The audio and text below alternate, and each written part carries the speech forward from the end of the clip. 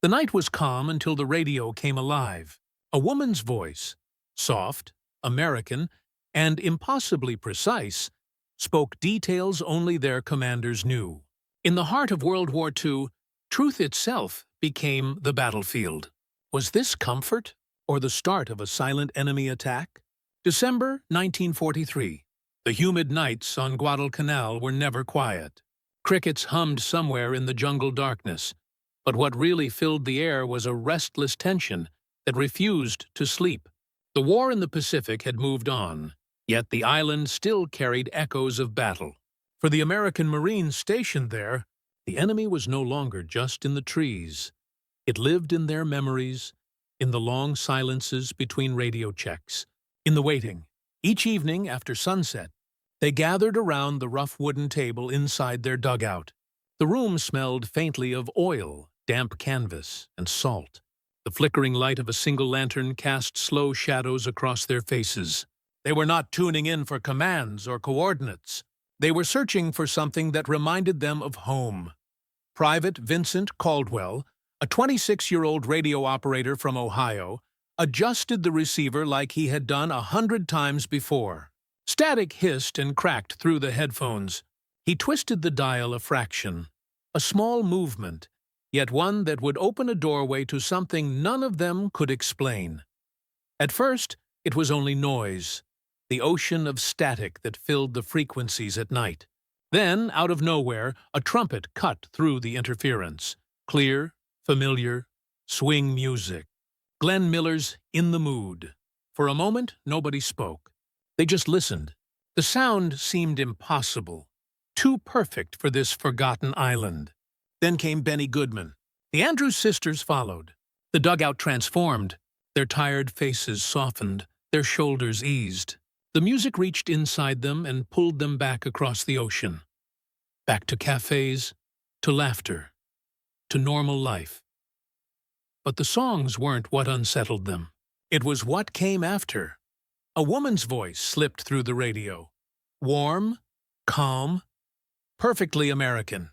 "Good evening, boys," she said, though not as a person would in conversation. The voice floated with strange composure, somewhere between affection and something colder. "This is Annie. I know it's been a long week for the 221st. You've been through enough for one Christmas season." Vincent froze. The 221st, their division number, wasn't public. It wasn't something anyone outside the unit would know. The voice continued, gentle as ever. "I hope this music helps you forget for a while. You deserve that much." The Marines glanced at each other. Someone whispered that maybe it was a new Allied station. Someone else muttered that no one in the 221st had mentioned a change in broadcast schedule. Then, almost casually, Annie said something that made every man's heart slow. "It was a tough loss near the Eastern Ridge last week. You did your best. Command knows it wasn't your fault." Vincent's hand hovered over the dial. The Eastern Ridge operation was classified. Only a handful of officers even discussed it on open lines. The timing, the wording, everything sounded too precise. The music faded. Silence hummed for several seconds before the signal vanished into static again. They sat there, unsure if they had imagined it. The dugout felt colder. Vincent replayed the moment in his head. The phrasing, the knowledge. The voice that spoke like it had been sitting among them, listening all along. He logged the frequency and time, scribbling the numbers on a scrap of paper. The pencil shook slightly in his hand. By morning, the rumor had already spread across the camp. Men whispered about a woman's voice that spoke like an angel, but knew things only the enemy should know. Some laughed it off, saying maybe it was a U.S. rebroadcast picked up by mistake. But others couldn't shake the eerie feeling that they had been heard. Really heard. By someone far away who shouldn't have known their world so well. Vincent reported it to his commanding officer. The officer listened in silence, then folded the paper and said little. Within hours, an intelligence team was on its way from the communications division. That night, the Marines tried to find the frequency again. Nothing. Only static. For days afterward, the team monitored the airwaves. Most channels carried routine chatter, weather reports, supply signals, ship updates, until one night the music returned. Glenn Miller again, followed by a voice that seemed almost amused to have been missed. "Hello again, boys. I see you found me." This time she spoke of home. She mentioned the freezing winds of Chicago, the crowded streets of New York during Christmas, the sound of church bells, details that wrapped around them like a memory they couldn't hold. But in between those images, she inserted pieces of information no civilian would ever know. The exact number of their last supply drop, the casualty figures from another island operation, even the name of a lieutenant who had been recently transferred. Something that hadn't yet reached official records. The voice of Annie wasn't entertainment anymore. It was something far more deliberate. American intelligence traced the signal but found nothing conclusive. It was faint, bouncing across frequencies, possibly from a ship or a remote island transmitter. The mystery deepened. In a war fought with bullets, no one had expected a new kind of weapon. A human voice wrapped in comfort, carrying invisible power. As the days passed, soldiers began to argue about who she was. Some believed she was American, maybe a prisoner forced to speak for the enemy. Others thought she was just an illusion created by the Japanese to break morale. But Vincent Caldwell couldn't let it go. Every time the radio crackled, he half expected her voice to return, half feared it might never stop. He knew now that somewhere across the endless Pacific, someone was listening to them, someone who understood that sometimes the most dangerous weapon wasn't a bomb or a bullet. It was belief. And with a single broadcast, that unseen voice had planted the first seed of doubt among men who thought they were unshakable. Before that mysterious broadcast on Guadalcanal, most American soldiers had never imagined that radio waves could carry more than orders or entertainment. But behind the static, a new kind of battlefield had already been taking shape. One fought with information, emotion, and sound. By 1943, the radio had become the heartbeat of the modern world. It told families when their sons were safe. It played the songs that kept hope alive in kitchens and barracks. But as the war deepened, the same frequencies that connected the Allies also opened a door the enemy could step through. The Axis powers had realized something profound. They understood that not every victory needed to be won with steel. Some could be won with suggestion. A single sentence, if delivered at the right moment, could do what artillery never could: erode the will to fight. In Berlin, in Tokyo, and in occupied territories across Europe and Asia, engineers and linguists worked side by side with propagandists. They built studios that looked no different from American broadcast stations. Microphones, record players, soundproof walls, cheerful posters of musicians smiling into the camera. But their mission wasn't music. It was manipulation. The idea was simple and sinister. If you could sound American enough, if you could blend in with their culture, their humor, their nostalgia, you could reach into their confidence and quietly rearrange it. Early attempts failed miserably. Axis broadcasts in broken English or harsh, aggressive tones were easy for soldiers to dismiss. They switched the dial, laughed, and forgot. Propaganda shouted too loudly was useless, so the strategists adapted. They decided to whisper instead. Their first rule was psychological. Give the soldiers something they wanted before giving them something you wanted them to believe. Music became the bait. Researchers inside Germany and Japan began studying American culture obsessively. Movies, magazines, slang, baseball scores, love songs. They mapped the emotional rhythms of the United States, trying to understand what made a lonely soldier overseas feel at home. From those studies came a plan. Each night, Allied soldiers would tune in to hear familiar tunes. Glenn Miller, Bing Crosby, the Andrews Sisters, played from somewhere beyond the horizon. For 20 or 30 minutes, everything would sound normal. Then, when trust was built and defenses were down, the broadcaster would slip in something else. A rumor disguised as a news update. A warning that supplies were running short. A suggestion that families back home were losing faith. Each statement was wrapped in just enough truth to make the lie believable. A convoy that had indeed faced trouble. A weather delay exaggerated into disaster. A letter intercepted and rewritten to sound like betrayal. The goal was not to convince immediately. It was to plant uncertainty, to make soldiers question what they heard from their own command, to make them look at one another and wonder who still believed. Meanwhile, the Allies noticed strange patterns. Radio frequencies that were once silent now carried faint signals late at night. American-style jingles played between enemy news bulletins. Some broadcasts even used the same sound effects familiar to U.S. networks: the chime of a newsroom clock, the turning of paper, the hum of a studio mic. The imitation was uncanny. What began as crude experiments in propaganda evolved into a sophisticated operation. Both Germany and Japan created full departments dedicated to psychological warfare.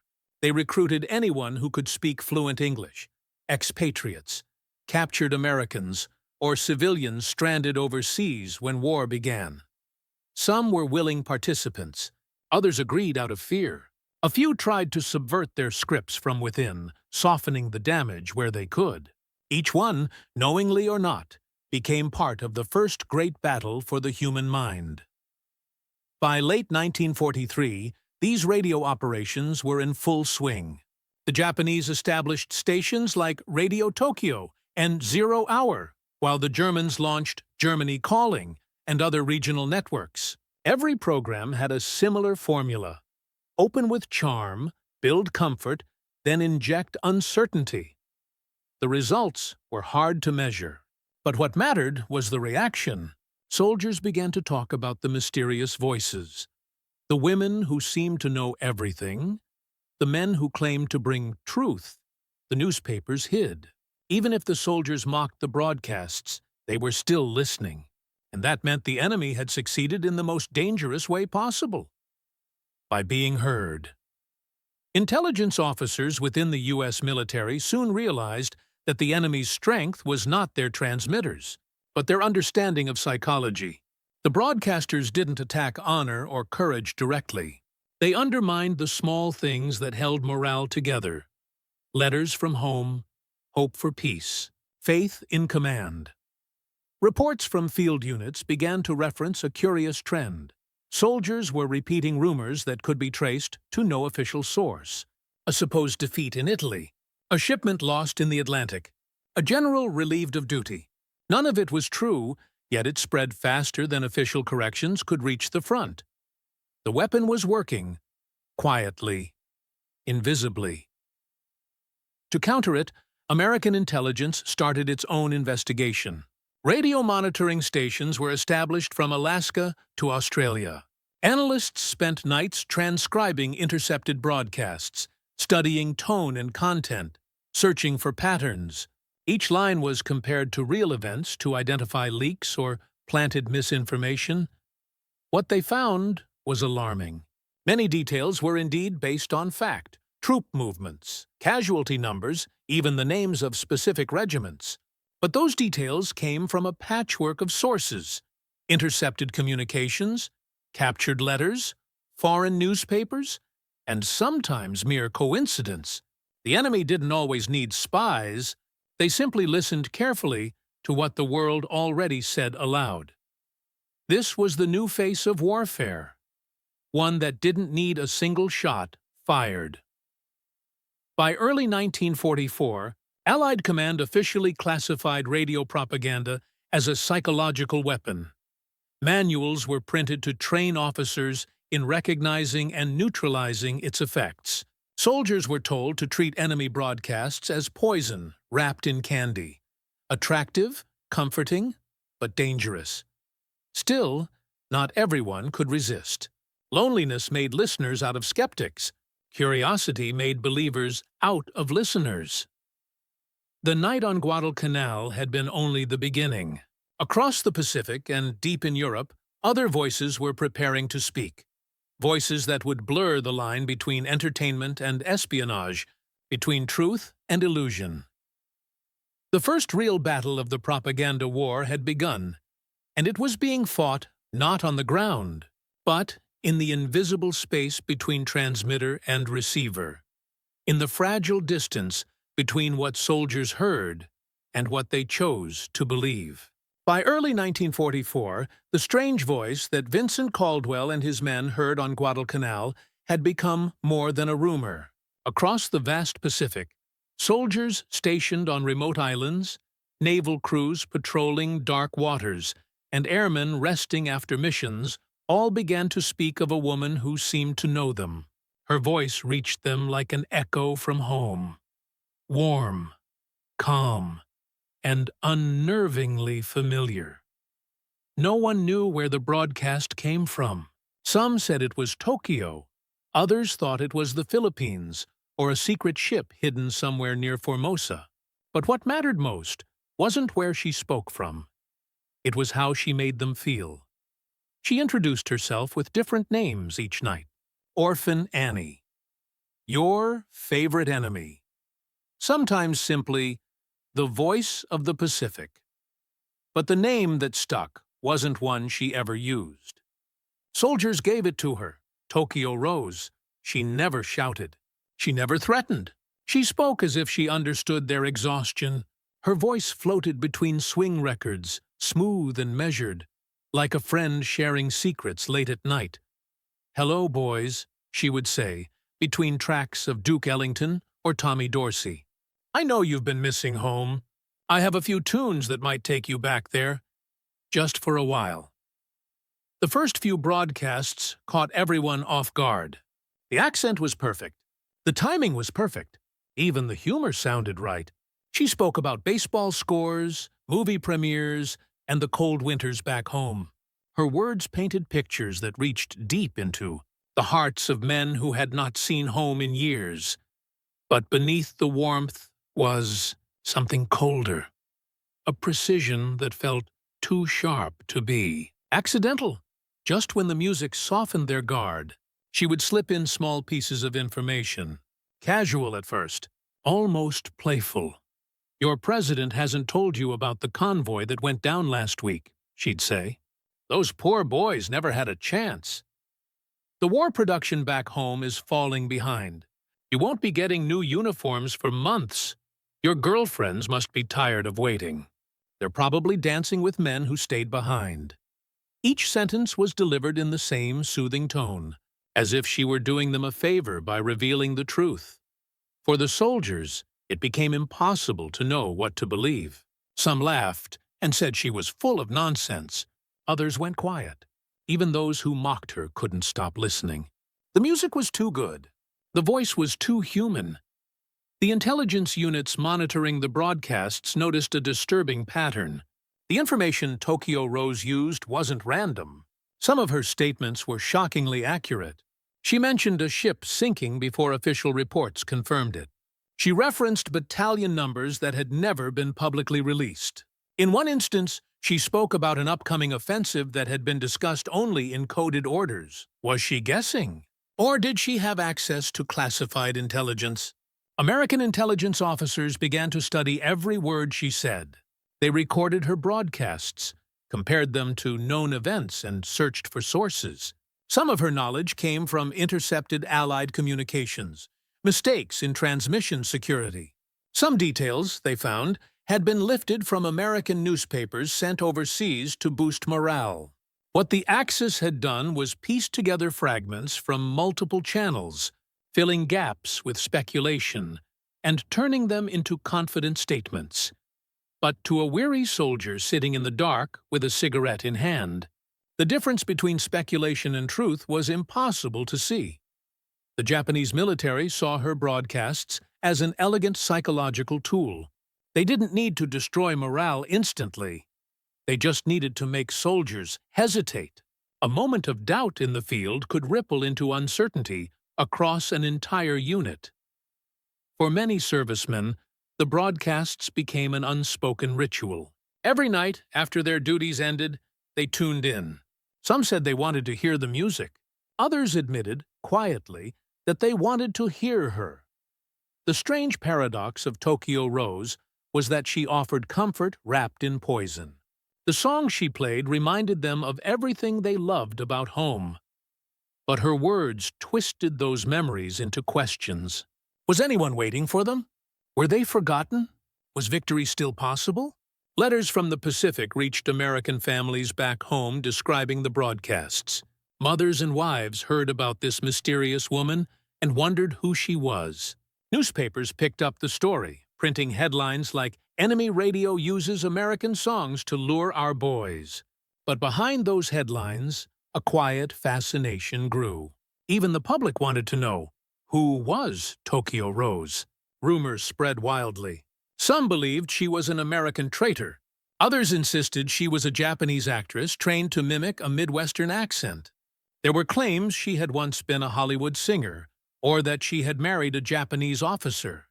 The truth was far less dramatic, but more unsettling. She was real, and she was speaking directly to them. Reports came in from every front.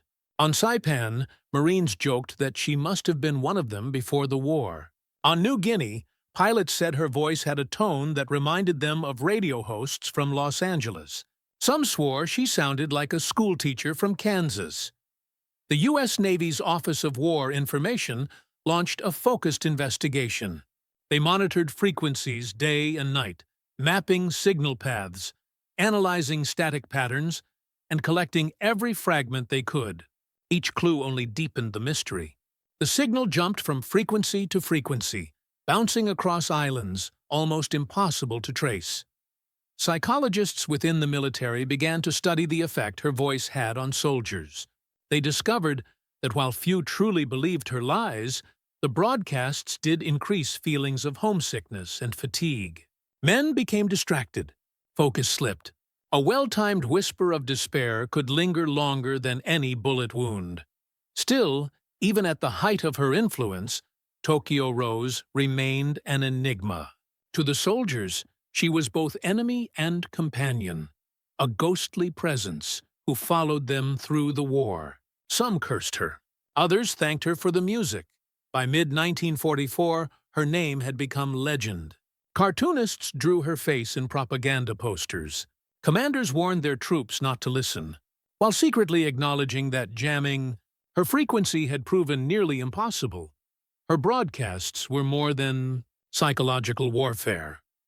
They were mirrors reflecting the vulnerability of the human mind. Even after hours of exhausting combat, soldiers found themselves drawn back to that forbidden voice. They could switch off the radio, but they couldn't switch off curiosity. Tokyo Rose had achieved what few could in wartime. She had become unforgettable. And somewhere, in a dimly lit studio far from the front lines, a young woman sat before a microphone, speaking to men she would never meet, knowing that her words could change the way they felt. Even for a moment, her weapon wasn't firepower. It was familiarity. Her battlefield was the human heart. While Tokyo Rose's broadcasts haunted the Pacific, another voice drifted across the airwaves of Europe, colder, sharper, but just as persuasive. Soldiers stationed in North Africa, Sicily, and the hills of Italy knew her name. Or rather, the name they had given her, Axis Sally. Her tone carried none of Tokyo Rose's sweetness. It had confidence, the kind that wrapped around the truth and made it sound inevitable. She spoke English with the ease of someone who had once lived among those she now sought to influence. At first, the broadcast seemed harmless. She opened with the familiar rhythm of American swing music, sometimes even popular hymns that soldiers had grown up hearing. It was comforting, almost nostalgic. Then her voice would glide between the songs, poised, articulate, and impossible to ignore. "Your families back home are struggling while you fight for nothing," she would say, the words smooth as silk. "The generals feast while you freeze in these mountains." She never shouted. She didn't need to. Her power came from her calmness, from the way she sounded utterly sure that she was telling the truth. Sally's station, believed to be broadcasting from Berlin, used perfect timing. Every message arrived late at night, when exhaustion blurred reason and loneliness made the mind fragile. Between cheerful tunes, she painted vivid images. Long, bread lines in New York, mothers crying over telegrams, workers striking in Detroit. Whether those images were true or not didn't matter. What mattered was that they felt true. She tailored her words carefully to her audience. When speaking to airmen, she described Allied planes being shot down in waves, their missions pointless in the face of destiny. When addressing infantry units, she claimed that reinforcements would never come, that entire divisions had been abandoned. And just like Tokyo Rose, she seemed to know too much. She mentioned units by number. She referred to specific troopi, movements to recent casualties that hadn't yet reached official reports. The U.S. intelligence officers assigned to monitor European broadcasts grew alarmed. Each message was transcribed and compared with field operations. Again, many of the details were accurate enough to sting. Information pulled from public. Broadcasts, captured letters, even Allied newspapers smuggled through neutral countries. The rest was filled in by imagination, shaped into a narrative of inevitable defeat. Sally's voice became as much a part of the front as the sound of artillery. Men listened, even when told not to. Some laughed and shouted back at their radios. Others stared quietly, cigarette smoke curling through the air, wondering how she knew what she did. Her broadcasts struck at the heart of morale, not by attacking patriotism, but by questioning purpose. "You were told this war will end soon," she said one night. "But ask yourselves, how many more of your friends will never see home before that day comes?" The power of her words was not in their accuracy, but in their empathy. She understood the soldiers' weariness, their longing for home, their private doubts about the cost of victory. And in that understanding, she found her weapon. Yet there was something uniquely cruel in her approach. On several occasions, she read the names of captured American soldiers, announcing them as if reading a radio dedication list. She claimed to have letters from prisoners. She described their supposed conditions, enough truth to draw attention, enough distortion to twist hope into dread. For soldiers who had lost comrades in the chaos of battle, the possibility that one of them might be alive and in her hands was tormenting. They listened not for propaganda, but for a name, a familiar name that might bring closure or despair. The broadcasts became a strange mix of comfort and punishment. The melodies reminded them of home, but the words reminded them how far away that home was. Allied command soon faced a difficult decision. The simplest solution would have been to ban radio listening entirely. But radio wasn't just entertainment. It was information, a lifeline connecting isolated units to the broader world. Without it, soldiers felt cut off. With it, they risked being manipulated. Military engineers attempted to jam the signals. They built mobile interference units, parked trucks with powerful transmitters near the front, and flooded the airwaves with noise. For a short time, it worked. But Sally's engineers adapted, shifting frequencies, increasing power, using relays that bounced signals across borders. The broadcasts always returned. And so, commanders tried something different. They encouraged soldiers to ridicule her. Leaflets circulated through camps mocking Axis Sally's voice and calling her the lonely woman of Berlin. Cartoonists drew her sitting in a dark studio, talking to ghosts. The aim was simple: turn fear into laughter. To some extent, it worked. Troops began joking about Sally's bedtime stories. But still, when night came and the music began, they listened. Not out of belief, but curiosity. And sometimes, against their better judgment, comfort. Historians later noted that Sally's broadcasts mirrored a deeper truth about the war itself, that even the most hardened soldier remained human. Beneath the steel helmet was a heart that missed home, that feared loss, that longed to be understood. And Sally's words found that fragile space. Her success wasn't measured in conversions, but in hesitation. If even one man doubted, even for a moment, she had achieved her mission. By the spring of 1944, as the Allies prepared for the invasion of Europe, her tone began to shift. The calm assurance turned brittle, edged with desperation. She warned that the coming offensive would end in disaster, that the beaches of France would swallow thousands. But those same soldiers, who had once listened in quiet unease, now recognized something new in her voice: fear. They knew that the louder she spoke, the weaker her side had become. Still, even as the war tide turned, her broadcasts continued. They were too deeply woven into the rhythm of wartime life to stop abruptly. Her sign-off line remained the same each night.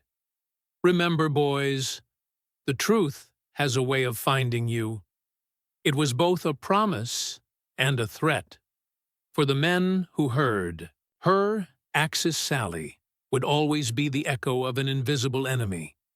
A voice that carried across ruined cities and empty fields, reminding them that in this war, sound could wound as surely as any weapon.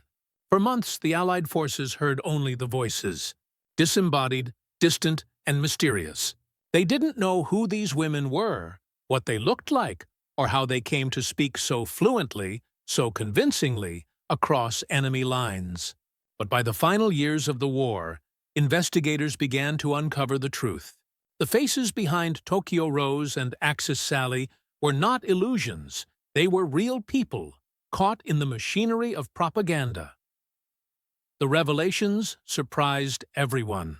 Neither woman was entirely what the world imagined. The names, Tokyo Rose and Axis Sally, were not singular identities at all, but collective myths born from countless broadcasts. Dozens of women had taken to the microphones under those aliases. Yet, two names emerged from the confusion, two who came to symbolize the voices that had echoed across the world: Eva Toguri, Mildred Gillars.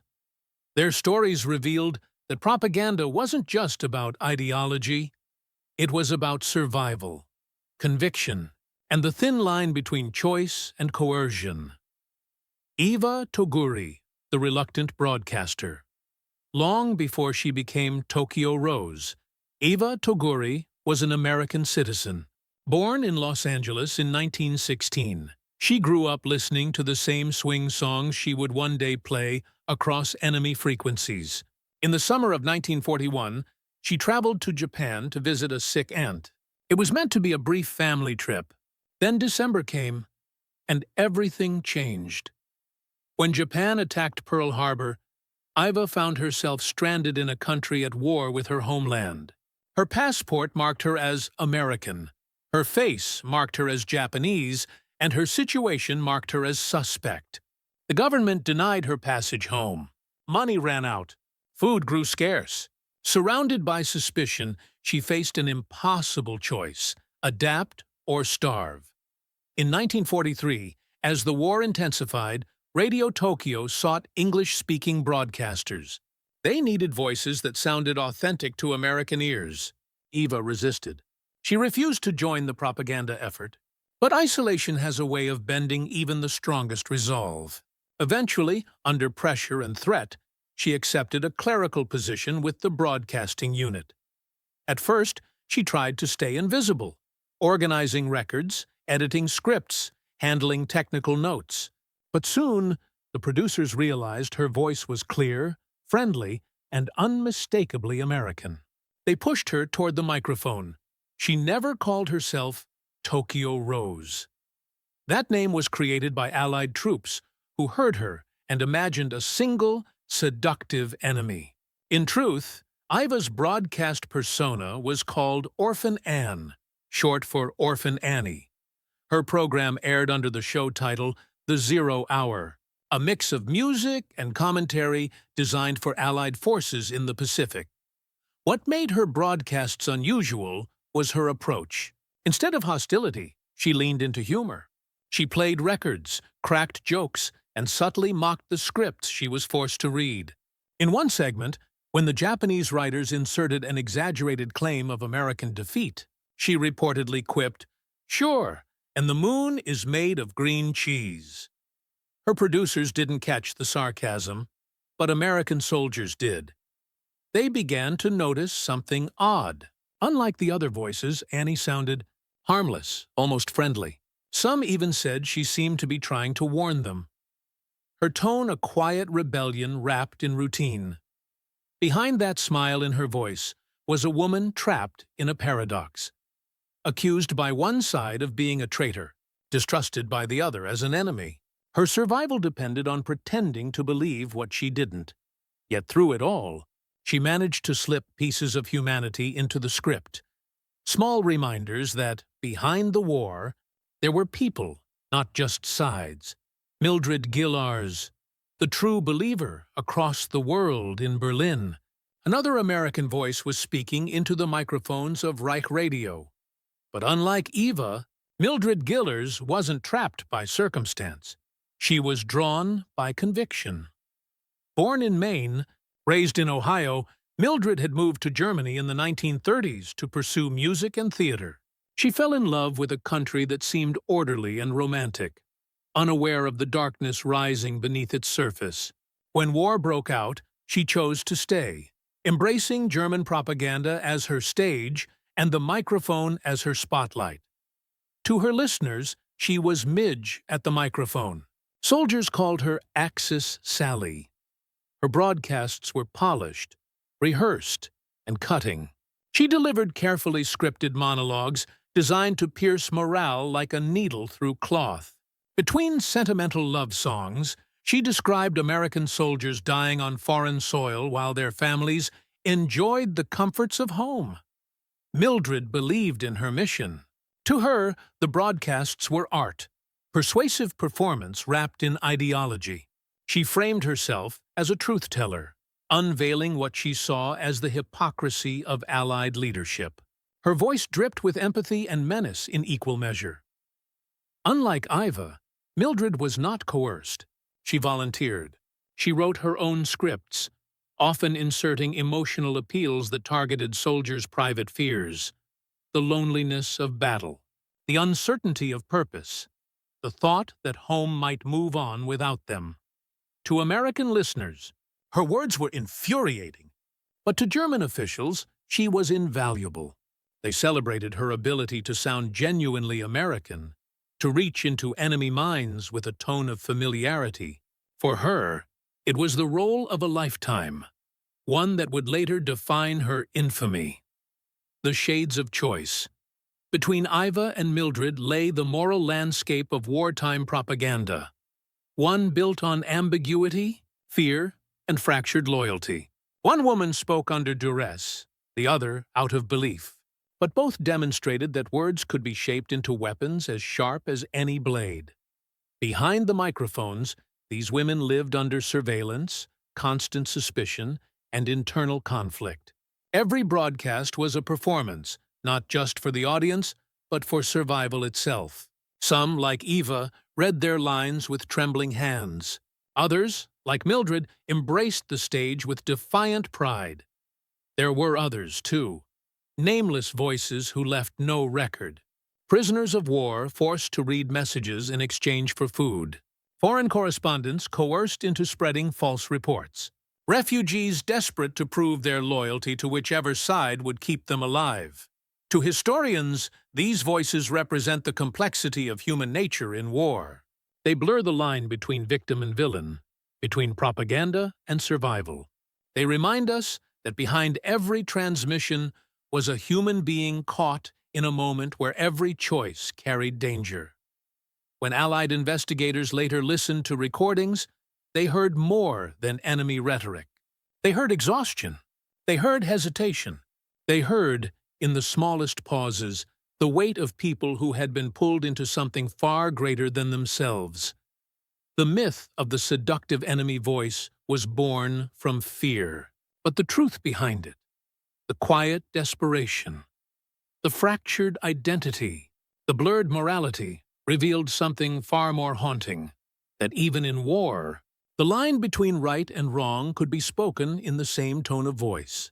By late 1944, the mystery of the enemy voices had become more than a curiosity. It was now an intelligence priority. The broadcasts of Tokyo Rose and Axis Sally were reaching Allied soldiers across two continents, the Pacific and Europe. And command needed to know how. Who were these people? Where were they transmitting from? And how much damage were their words really doing? It was no longer just a psychological question. It had become an operational one.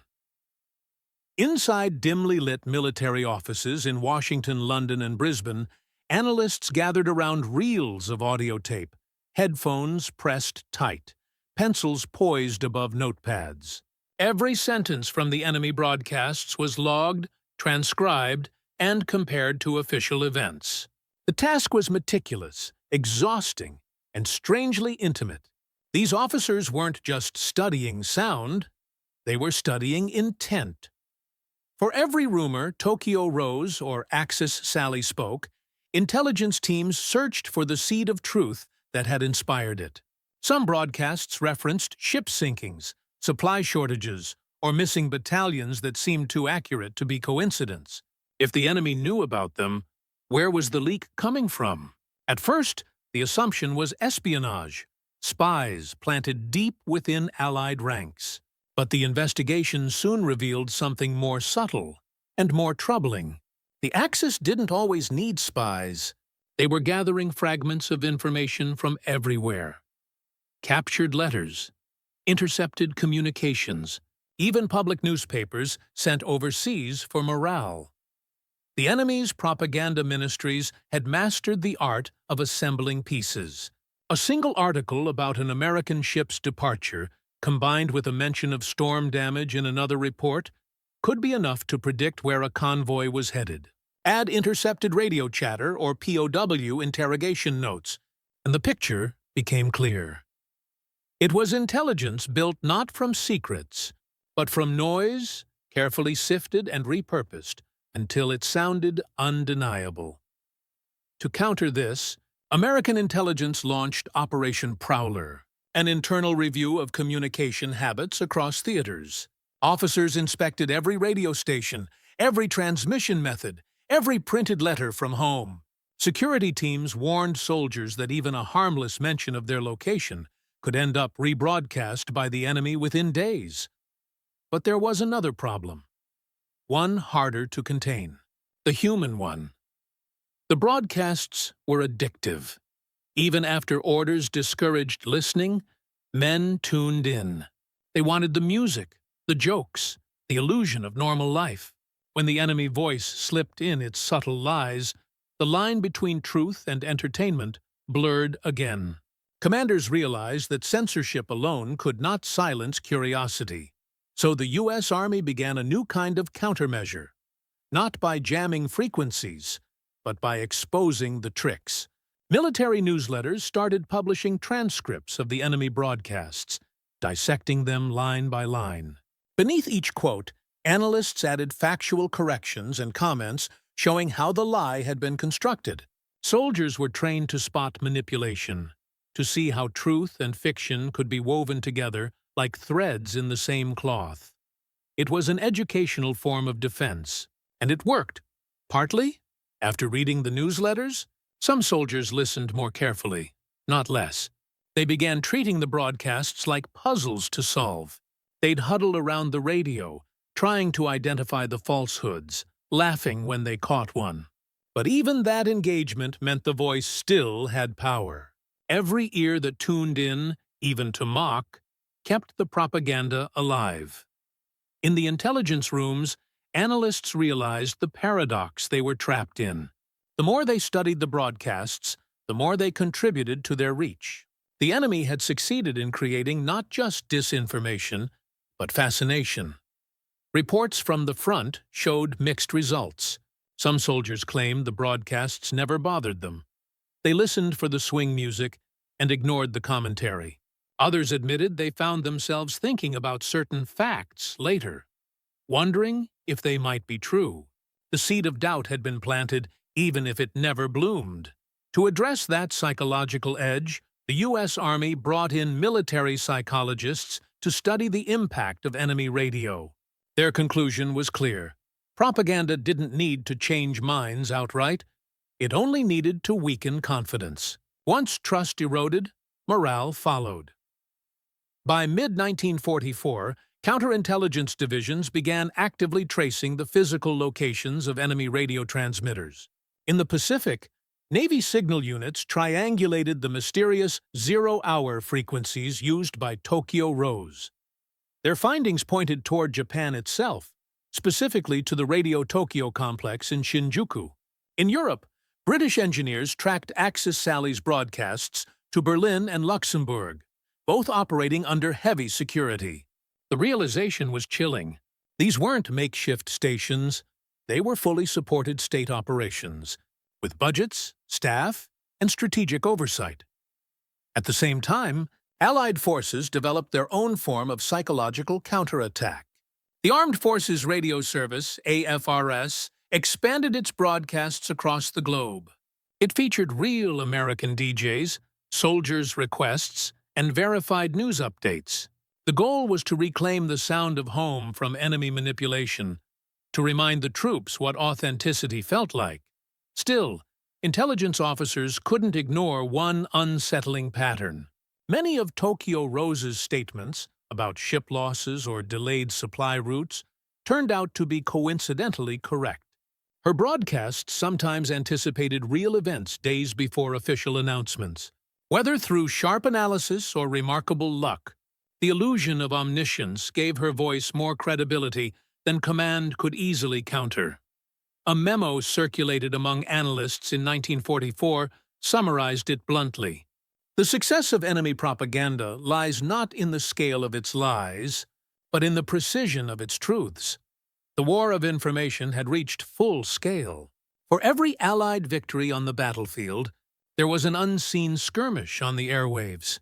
Each broadcast a silent strike, each intercepted message a potential weapon. The soldiers at the front never knew the full story, but the men and women in intelligence rooms did. They understood that in this war, the truth itself had become fragile, a resource to be guarded like ammunition. And somewhere far away, in Tokyo and Berlin, the broadcasters carried on, unaware that every word they spoke was being catalogued, dissected, and measured by unseen listeners who were, in their own way, just as obsessed with the sound of their voices. By the end of 1944, both sides had turned radio into a weapon. What had once been a symbol of connection was now an instrument of control, and the line between communication and manipulation had been permanently erased. By mid-1944, the war itself was changing, and so were the voices. The tides that once carried Axis propaganda across the airwaves were beginning to recede. The Allied advance in Europe and the Pacific wasn't just reclaiming territory. It was reclaiming truth. Yet, even as the soldiers marched forward, those haunting broadcasts still drifted through the night. Softer now, but still echoing across the static. The shift began quietly. The tone of the enemy stations had changed. The confident certainty that once filled their words was cracking under pressure.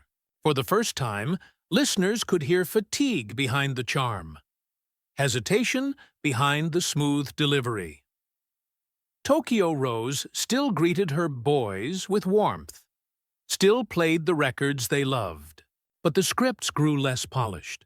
Her once casual taunts began to sound repetitive, even desperate. The broadcasts that had once felt like whispers of secret knowledge now carried the faint tremor of disbelief. In Berlin, Axis Sally's composure had also begun to fray. Her monologues stretched longer, her laughter sharper. Each broadcast insisted that Allied progress was a lie. But the soldiers on the ground knew better. They had seen the victories themselves. The beaches of Normandy, the liberation of Paris, the crumbling of German lines. None of it matched her confident denial. That contrast changed everything. The propaganda war had always relied on uncertainty, on blurring the boundary between what soldiers knew and what they only heard. But now, the reality before their eyes was stronger than the voices in their ears. The real test came with D-Day. In the hours following the invasion of Normandy, Axis radio poured out frantic bulletins declaring the operation a catastrophic failure. Sally's voice was almost jubilant as she described imaginary scenes of destruction. "The beaches are lost," she declared. "Your brave boys have been wiped out." But on the coast of France, soldiers were watching a very different story unfold. The landings had succeeded. Reinforcements were arriving. The lines were holding. The dissonance between the broadcasts and the reality on the ground shattered the illusion that had lingered for years. In the Pacific, the same pattern followed. When the Allies seized Saipan, Tokyo Rose claimed the island was still under Japanese control. But soldiers stationed there laughed as they tuned in from the captured beaches, the sound of her denial echoing across their victory. They began to play her broadcasts as entertainment, parodying her tone, mocking the misinformation. The once feared weapon had turned into a source of humor, proof of how far the enemy had fallen. Commanders noticed a surprising change in morale. Instead of draining confidence, the enemy voices began to strengthen it.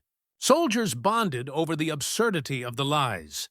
Listening became an act of defiance. "If Tokyo Rose says it's raining," one Marine joked, "you can bet the sun's shining." But even as the Axis broadcasters lost credibility, their music endured. The familiar swing tunes, Glenn Miller, Ella Fitzgerald, Bing Crosby, still filled the camps at night. The soldiers no longer cared who played them. The songs had become theirs again. What the Axis powers hadn't realized was that by giving the enemy what they wanted, the comfort of home, they had given them something stronger than doubt. They had given them resilience. The weapon they had forged now worked in reverse. Back in intelligence rooms, analysts noticed another phenomenon. The more exaggerated the enemy propaganda became, the easier it was to expose. Soldiers no longer feared deception. They recognized it instantly. The educational campaigns and counter-broadcasts had succeeded. Truth, once fragile, was now armor. But even as Allied confidence grew, the enemy broadcasters continued their routine, night after night. For many of them, it wasn't just propaganda anymore. It was survival. The microphones that once amplified their control now became their cages. They had to keep talking, even when no one believed them. In Berlin, air raids rattled the studios where Axis Sally recorded. She kept her voice calm, even as sirens screamed outside. In Tokyo, the studios ran on backup generators as the city darkened under bombardment. Through it all, the voices persisted. Professional, practiced, refusing to acknowledge the collapse around them. For soldiers listening thousands of miles away, those voices became eerie reminders of how far the enemy would go to deny defeat. By late 1944, the illusion had finally broken. The broadcasts that once carried authority now felt like echoes from a crumbling empire. The soldiers no longer tuned in for information. They tuned in for closure, to hear the sound of their enemy pretending everything was fine. The music that had once been used to manipulate them now carried a new meaning. Every swing tune, every jazz melody was a piece of America that had survived enemy distortion. The same songs once used to weaken them now strengthened their resolve. Propaganda had failed, but in its failure, it revealed something profound. Truth could be delayed, distorted, even drowned in static, but it could not be destroyed. When the Allies pushed into France and the Pacific Islands one by one, the airwaves began to clear. Static replaced the enemy's confident voices. The silence that followed was almost unsettling. After years of manipulation, the absence of propaganda felt like the end of an era. And yet, in that silence, the soldiers understood something important.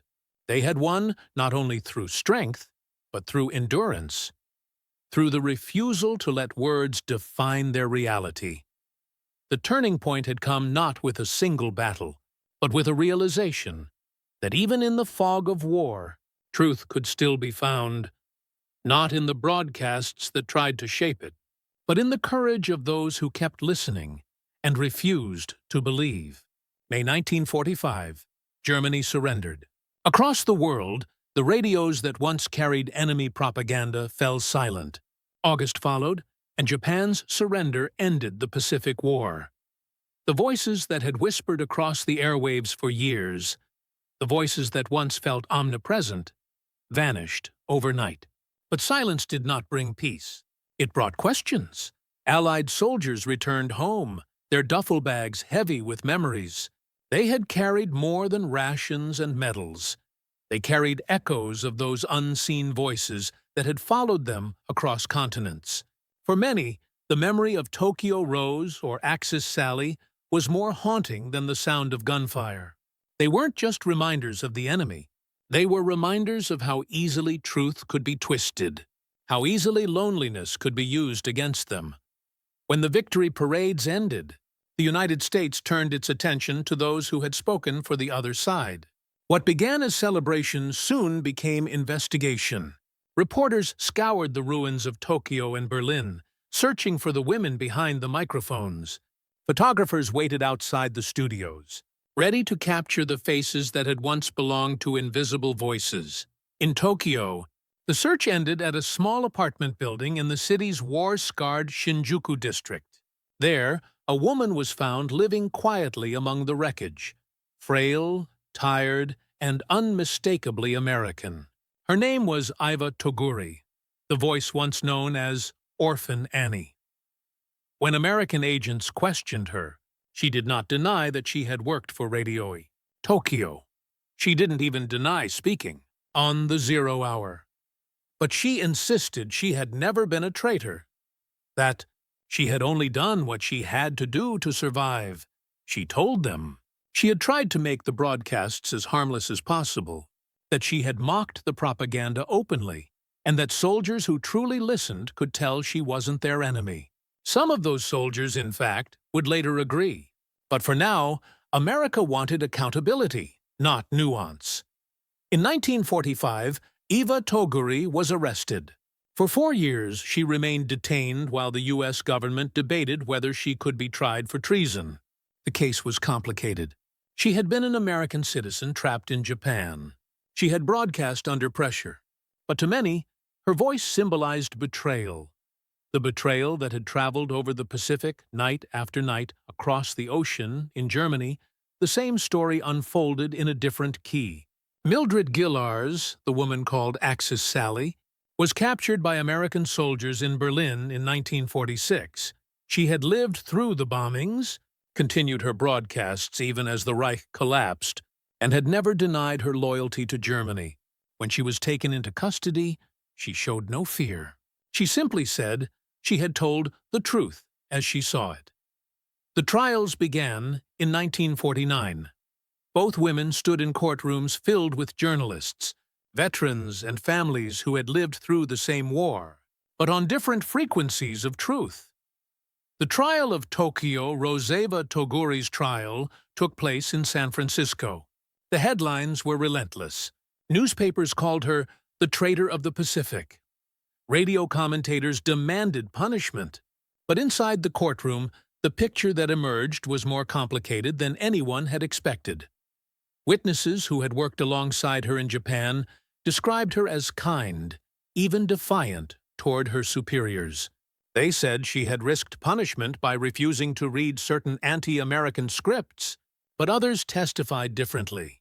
Some soldiers insisted her broadcasts had lowered morale, that her words had reached them at their weakest moments. The evidence was thin, mostly recollections, fragments of memory distorted by years of war. But the nation was still raw, still grieving, and in that climate, nuance rarely survived. In September 1949, the verdict came. Iva Tuguri was found guilty on one count of treason for speaking a particular line on a particular broadcast that prosecutors claimed aided the enemy.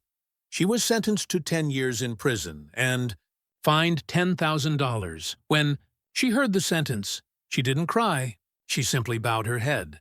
6 years later, she was released for good behavior. But the world that greeted her was colder than the cell she left behind. Employers refused to hire her. Strangers whispered.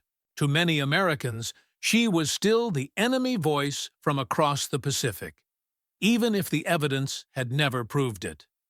The trial of Axis Sally in Washington, Mildred Gillars faced her own reckoning. Unlike Iva, she never denied her guilt. She had chosen her side willingly, but she argued that she had merely been a performer, an actress reading scripts written by others. The jury didn't believe it. Her broadcasts had been too deliberate, too venomous. She had mocked Allied deaths and celebrated Nazi victories. The recordings played in court left no room for doubt about her intent. In 1949, she too was convicted of treason and sentenced to 12 years in prison. When the judge read the verdict, Mildred showed little emotion. For her, the war had ended years earlier, not with defeat, but with the collapse of everything she had once believed in. She served every year of her sentence and was released in 1961, living quietly in a convent until her death. The questions left behind. When the dust settled, historians and veterans were left with uneasy questions. Had the broadcasts truly influenced the war? Had they broken morale, or only filled the long silences between battles? The U.S. Army's post-war studies gave a surprising answer. The propaganda had little measurable effect on military performance. Most soldiers had seen through the deception. The voices had stirred curiosity, sometimes even amusement, but rarely despair. And yet, that wasn't the whole story, because the power of the propaganda had never been about the facts it spread. It had been about the feelings it awakened: homesickness, doubt, fear. Even if soldiers didn't believe the lies, the broadcasts had reminded them of what they missed most. The emotional wound was harder to quantify. In the end, the trials became symbols, not of guilt or innocence, but of what happens when the line between truth and loyalty blurs. Iva Tuguri and Mildred Gillars had walked opposite paths to the same destination, one coerced by survival, the other convinced by ideology. Both had learned that words could change lives, and both had paid for them in years. America had won the war, but victory, they realized, had a price beyond the battlefield. It was measured in the loss of innocence, in the understanding that even free nations could be seduced by voices promising comfort, familiarity, or truth. The microphones had gone silent, but their echoes lingered, in archives, in memory, in the uneasy recognition that the war of words had left scars deeper than anyone expected. When the war ended, the guns fell silent, but the voices didn't vanish overnight. For many veterans, Tokyo Rose and Axis Sally remained part of the soundtrack of the war. Strange, unsettling, unforgettable. They weren't just reminders of propaganda. They were proof of how powerful sound could be when aimed at the human heart. Historians later concluded that the broadcasts changed little on the battlefield. Soldiers still fought.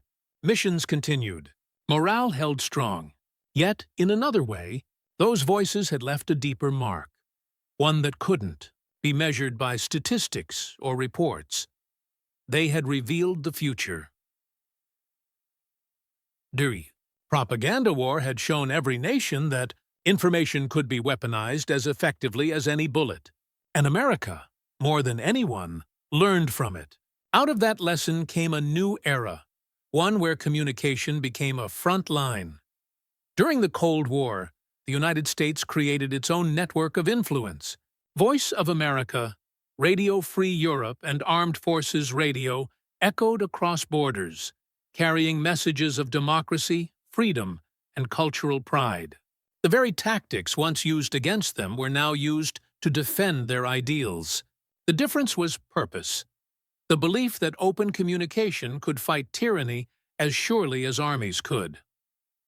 In classrooms, military briefings, and government studies, Tokyo Rose and Axis, Sally became case studies, examples of how truth, when manipulated, could bend entire perceptions. Their broadcasts were archived, dissected, and remembered not for the lies they spread, but for the insight they offered into the fragility of human trust. For the soldiers who'd lived through it, the memories were more personal. Some recalled those nights on Pacific beaches or in muddy European camps when her voice came through the static. They remembered laughing, sometimes mocking the propaganda, but never turning the dial. Because in those fleeting minutes of swing music and American tunes, they felt something human, even if it came from the other side. Years later, many veterans admitted they didn't hate the voices anymore. They pitied them. They understood that behind every broadcast sat someone who had also been trapped by the war. Someone who had tried, in their own distorted way, to survive it. The story of Iva Toguri didn't end in her prison cell. Decades later, new evidence surfaced proving that witnesses in her trial had been pressured to lie. Journalists revisited her case, exposing the injustice. In 1976, President Gerald Ford granted her a full pardon. She returned quietly to her life in Chicago, far from microphones, far from headlines. When asked about her past, she said only that she had done what she could to remain human in inhuman times. Her story became more than a wartime footnote. It became a reflection of how easily fear and misunderstanding could turn a person into a symbol, and how long it could take for truth to catch up. Mildred Gillars, on the other hand, never sought redemption. She spent her remaining years in obscurity, teaching music at a small school and rarely speaking about her past. To the end, she insisted she had only followed her beliefs. A reminder that conviction, once twisted by ideology, rarely untangles itself. Both women faded into history, but their legacies remained in the static, in every whisper of radio that bridged oceans and hearts. Their broadcasts taught America something enduring, that freedom of information is not just a right, but a responsibility. Because when truth is neglected, deception fills the silence. The lessons of that era didn't end with the war.